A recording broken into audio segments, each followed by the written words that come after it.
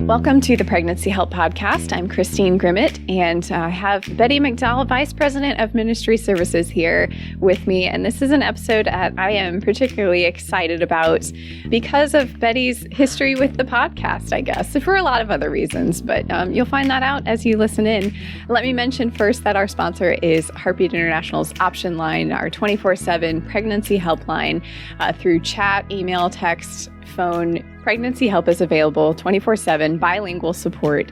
Our team of compassionate consultants are ready to answer the tough questions. So make sure your center is signed up if you're an affiliate for the after hours answering so that none of your calls are missed. Our Option Line team is ready to cover so that you can take a break during those off hours.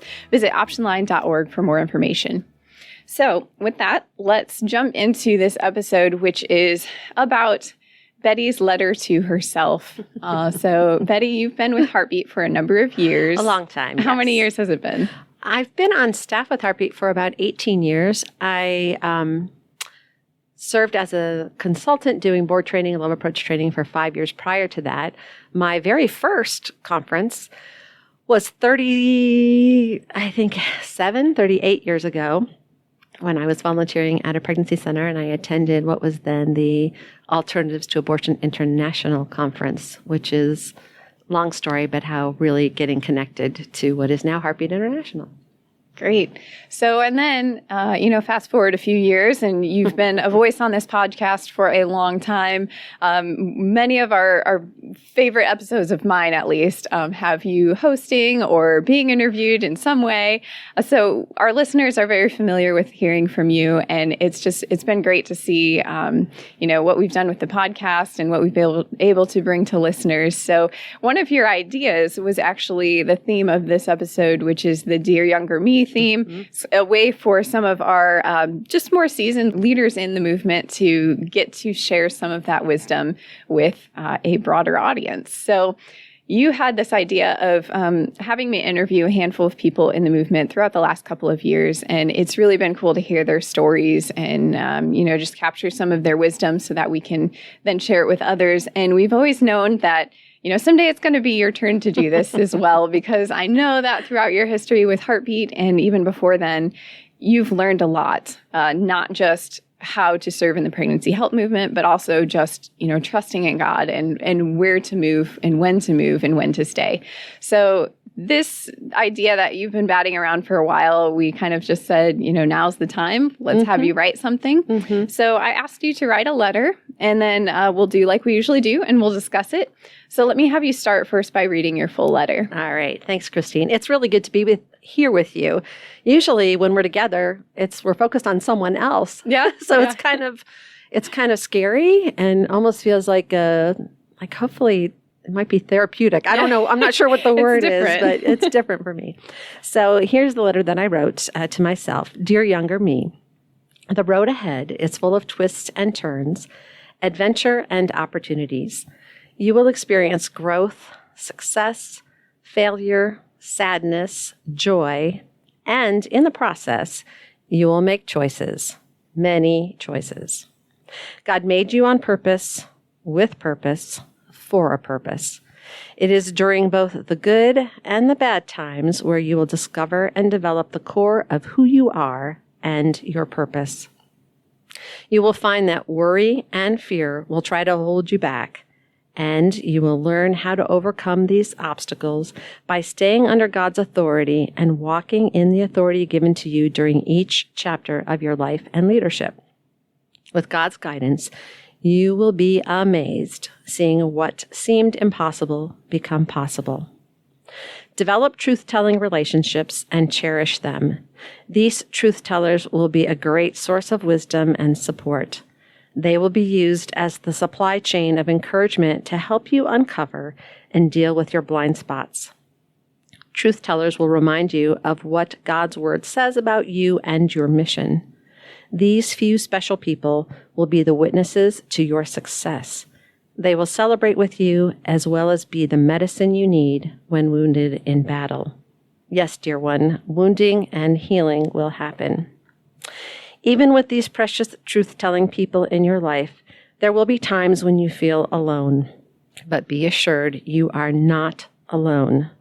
The God of the universe will always be with you and will see you through. In those seemingly lonely moments, stop, rest, remember his faithfulness, his promises, and then move forward. Enjoy the journey and savor the moments. Move when God tells you to move, and stay when and where God tells you to stay. There's no need to strive. Just be who you were made to be. Oh, and by the way, those many choices I mentioned earlier, you will make some good ones. Trust me, I know. Sincerely, older me. All right, thank you. Let's unpack this a little bit. So let's start at the top. You're talking about the twists and turns of life, the adventures and opportunities, and the choices. So what comes to mind first when you think of those twists or turns or success or failure, all the ups and downs of life? And what do you mean when you say choices, many choices? So if I go back and I think about the kind of vision and the plan that I had for my life, I was really going to be content. I'm a social worker, so I wanted to keep my license current and always dabble in the area, perhaps of mental health, which is really where my focus had always been. When I had children, my plan was, okay, I'm going to be as available to them as I possibly can. And so I really wasn't looking to be involved in full-time work. I wanted to be the PTA mom. I was volunteering at a pregnancy center. Those were my interests, and I thought, that's fine with me. That is where I will stay. That's where I will play. I wasn't looking for leadership. In fact, as I discovered, I really am a reluctant leader of sorts.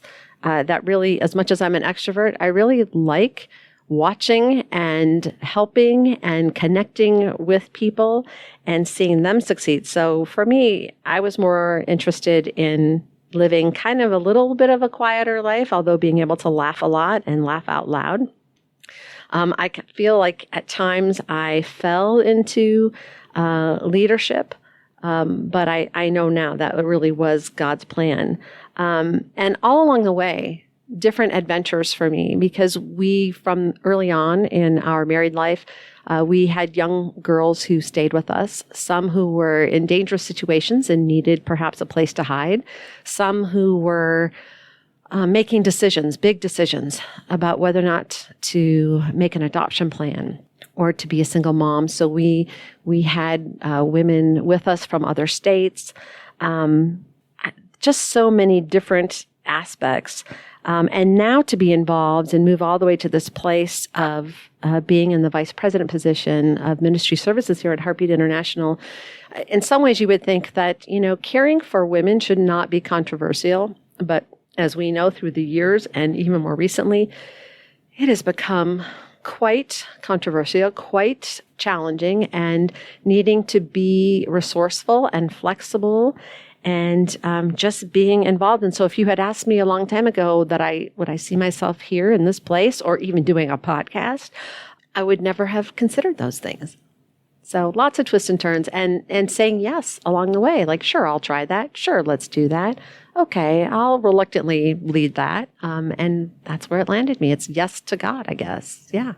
It's almost funny for me to think of you as a reluctant leader, because I've been at Heartbeat for about 6 years now, I think, and you've been in leadership positions, different ones. Your title has only gone up since then. So that doesn't seem like something you would ever shy away from in the least bit. So. To me, that's funny to hear you say that, because when I think of the staff at Heartbeat, you're one of the people that I've said to you, like, you've seen me in one sense at my worst when I'm like, oh my gosh, what am I doing? Do I have what it takes? Like, I feel like you've seen that on me. So. It's never felt that way, though. I mean, of course, there've been some difficult times, but, you've always seemed very confident to me. So now looking back, it's like, wow, you really actually were scared at different times, but you have a strong faith. And I could always see that.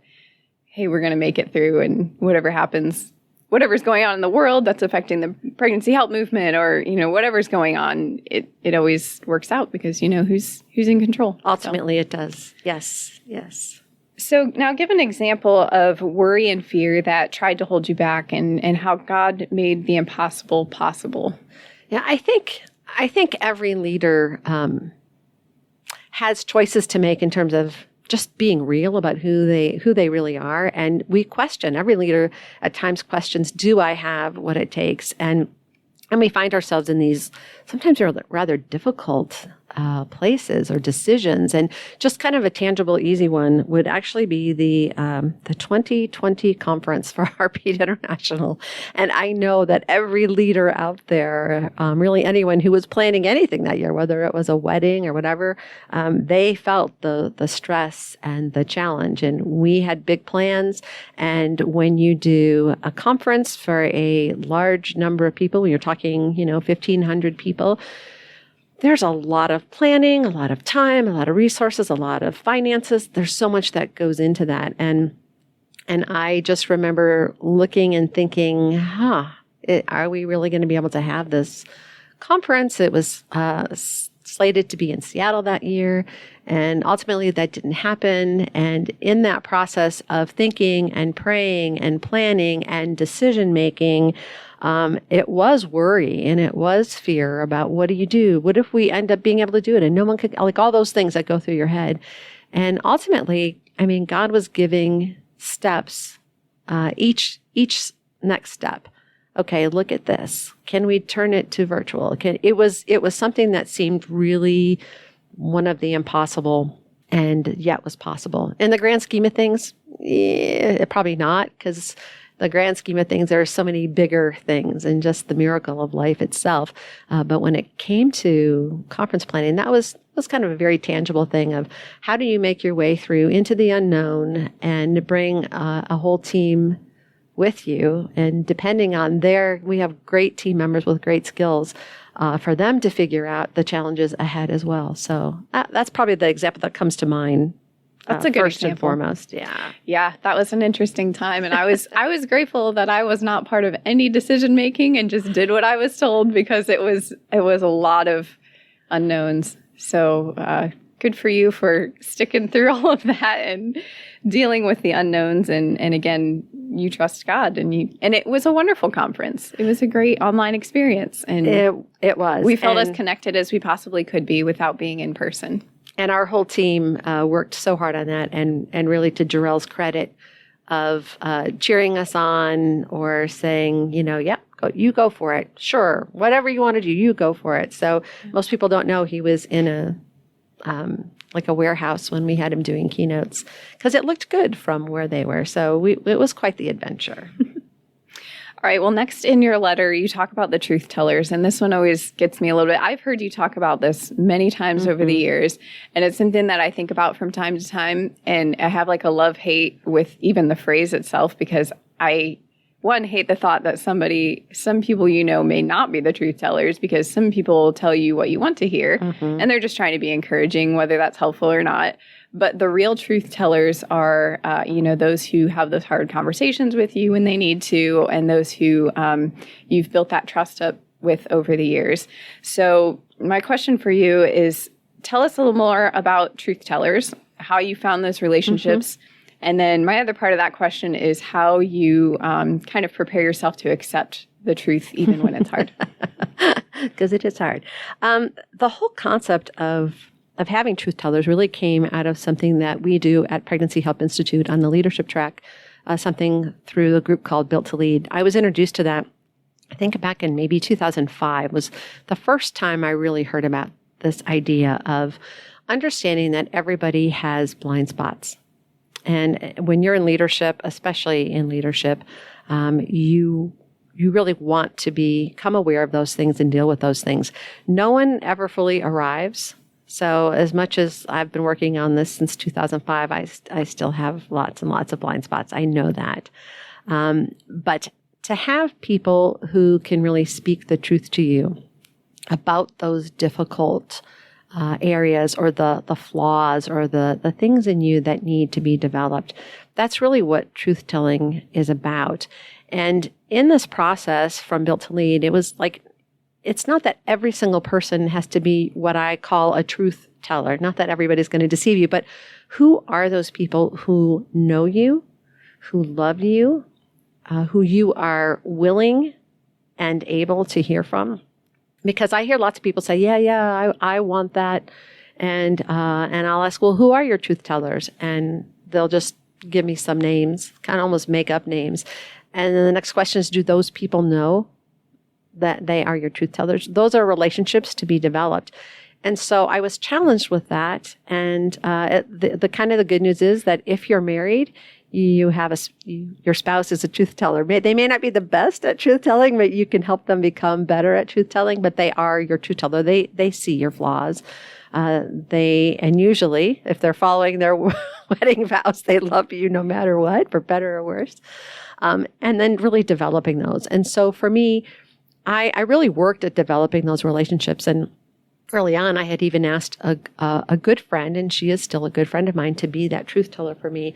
And as the time went on, I realized it was just too painful for her.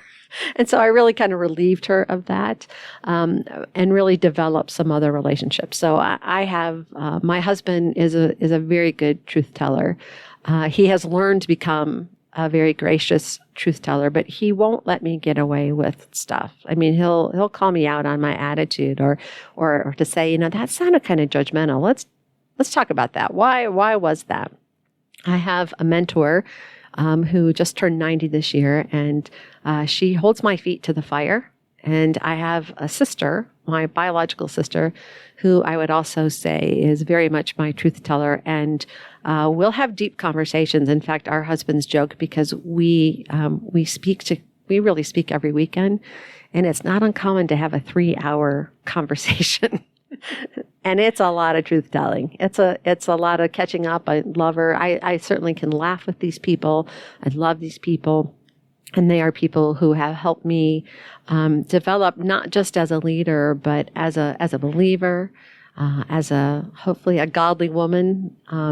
They have been key, really key in my life, and they have been willing to really have that place in my life. And so the whole idea of truth telling is very intentional. It's intentional on my part. It's intentional if you're someone who wants that, who wants to grow in leadership. The number one way, the number one thing I would say that I have seen in all the years that I've been involved in leadership, pride will take out a leader faster than anything else. And pride is just something that we all deal with. And doesn't matter. It really doesn't matter who you are. You could just be prideful at anything. And the way to deal with pride, I believe, is to understand it first, and to be aware of it means someone who can point it out to you. And so my heart grieves at times when I've seen leaders who they fall, and it's because no one was willing to tell them the truth, and they weren't developing those truth tellers to help them out. And I would say that's in many ways part of the culture, even here at Heartbeat. So Jarrell, as my supervisor and friend, there is this level of truth telling that we have for one another, which I say that because of just kind of the appropriateness. I'm a firm believer in your spouse being a truth teller, and if you're a woman, other women. If you're a man, to have other men. But there are those levels, like you say, of truth telling. And so he's been gracious to allow me to call him out, and he'll call me out on things. So that's kind of a check and balance that's in place. And I'd say that's very much part of Heartbeat. And I think that's why we have a pretty healthy environment here. Yeah, I agree. I think it's really helpful to watch interactions, whether it's at meetings or just conversations around the office of the leadership team at Heartbeat. And that's taught me a lot, I know. But there's also just a lot of lighthearted joking. There's so many inside jokes because a lot of you travel together and have been working together for years. So there's definitely the light side of that, and then there's the heavier conversations. Necessary conversations, and really, kind of based on the book Crucial Conversations, of understanding and sometimes having that language to say to somebody, this is a tough conversation, because there are emotions involved, there are differing perspectives involved, and there's risk involved. There's risk involved when you have a truth-telling conversation with somebody. So to me, it's always like, make sure that bridge is built, that you really can have those conversations with people. But I would say for me personally, in growth, oh man, that has been essential. That's great. So I know you have some really strong relationships with coworkers, with friends. with family. But there's still times when you'll feel alone, you feel that loneliness. But you remind yourself in this letter that the God of the universe will always be with you and will see you through. So in those lonely moments, stop, rest, remember his faithfulness, his promises, and then move forward. What is a scripture verse or verses that you go to reflect upon? So kind of interesting because for me, it's actually out of the book of Lamentations. And the book of Lamentations itself, in terms of scripture, is probably one of the most dismal. It's a book of poetry of sorts, but it's very dismal because the times were just horrendous.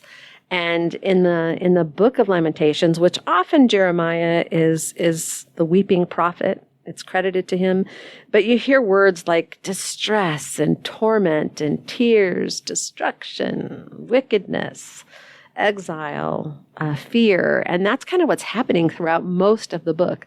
But then all of a sudden in Lamentations 3, 21 through 24, suddenly there's this like burst of hope, and it says, "But this I call to mind, and therefore I have hope.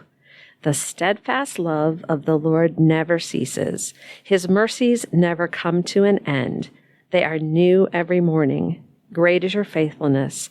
The Lord is my portion, says my soul. Therefore, I will hope in him." That just has always, those verses have always stood out to me because of the context of the book. But I also think that they play out because we live in difficult times. And when you fail, when you mess up, or I'll just put it back, when I mess up, when I fail, when I'm having really difficult times, it's really easy to just kind of go to, oh, I live in a wicked place and I'm such a wicked person and there's no hope and what am I doing here? To go back and remember the truth. And even if you don't feel it, that is the truth. That is the reality of it. And so that is that reminder for me. So I've always loved that is my portion. My portion is that I'm going to dwell on hope. I'm going to dwell on truth. And there's the practice of the daily exam or daily examine. That's something that I've put into place. And so at the end of the day, I kind of review the day and I think about, where did I experience God? Where did I sense that closeness? If I had a do-over, what would I do? It's that exercise helps me to discern the day, the season, the time, and what I'm doing. And so I can put that to rest and then go to bed. But when I wake up in the morning, it's that his mercies never come to an end and they're new every morning. And so I dwell on that. And that has been just a very, I don't know, it's like a verses that I actually feed on. So yeah, that's where I go. It. Thank you. Yeah, definitely good verses that you could sit with every single day and think about. Now, to wrap up here, you talk about enjoying and savoring the moments, and you've had a few moments in your years at Heartbeat. We already talked about how long you've been with Heartbeat and working in pregnancy help movement. So it's pretty clear that God's told you to stay for a while. Is there any movement, though? Is he telling you to move? So, yes. So over the last really almost a year, I have been working on taking some next steps, which means turning over the reins of the Vice President of Ministry Services here at Heartbeat International. And there'll be more on that later. But for me, to take a time of real rest, renewal, even healing, if you will, a time of self-care. And so really my time in pregnancy help ministry, I don't feel like it's over, it's at an end. If I go through my whole past, it's kind of the changing of a hat. So I had a volunteer hat on, I had a board member hat on, a client services hat. Coming to Heartbeat, it's one after another. And so I certainly am, I guess I feel like Heartbeat is part of my own DNA. Certainly the pregnancy help community is part of that. So I have some things that I will be working on and doing over the next several months. and kind of just taking it a little bit at a time. But again, I've done this really with the guidance of those truth tellers in my life, with the blessing of the team here at Heartbeat International. And so there are new things on the horizon for me. So folks may see me around or may not see me around, perhaps even at conference in the spring, but I'll be wearing a different hat at that time. So I am really following through with what that whole thing of even as a reluctant leader, when God tells me to stay, I stay. When God tells me to move, I move. And so it really has just been such a joy for me to have the role of Vice President of Ministry Services. I have been so blessed because Jarrell and Peggy have not only been colleagues, but good friends. I have worked shoulder to shoulder, elbow to elbow with so many of the executive team, with Cindy Boston and with Andrea Trudden and Danielle White. And then, of course, all of the directors and the teams at Heartbeat. And so I'm excited for what God has in the future for Heartbeat and all of those people and teams, as well as what God has in store for me. So. Well, I know I speak for all of the Heartbeat staff when we say we're in denial still, and we expect you to still be in your office for the next several years. No, we wish you the best. I had so many mixed feelings when you said that this was your plan, because you've been a part of Heartbeat longer, well over the time that I've been here, and you've been such an amazing leader and a person that I've always looked up to, and we've just had so many good conversations over the years. We've been able to work closely together in different ways, and then the podcast has always been fun. Yeah. So hopefully we'll see you on episodes or hear you on episodes in the future, and perhaps that'll happen. And really, Christine, it's been such a delight to work with you and to watch you grow the podcast. So I know you've got some stuff planned for our listeners. I do. So you should talk about that. I have a prize for one lucky listener. We want to hear more about what you guys think of the podcast. So there's a link in the show notes. If you click on it, it'll take you to a survey. And it's not a super lengthy survey, but it's just enough for us to gather information that will help us serve you better with the content that is most relevant and most helpful. I want you to be able to have things from podcasts that you can implement in your work, or if you're a listener who is a supporter of the pregnancy help movement, or if you're just listening because you're curious, this is for you as well. Tell us what you think. Tell us what you would like to hear, and I'll see if we can deliver. With that, be on the lookout for more from Heartbeat, especially in the coming months as this transition happens. And again, we wish Betty the very best in her future endeavors, and we know that she'll always be a good friend and always welcome here at Heartbeat. This isn't the last you've heard from her, that's for sure. Thanks, Christine. So with that, thank you all for listening to this episode of the Pregnancy Help Podcast, and have a great rest of your day.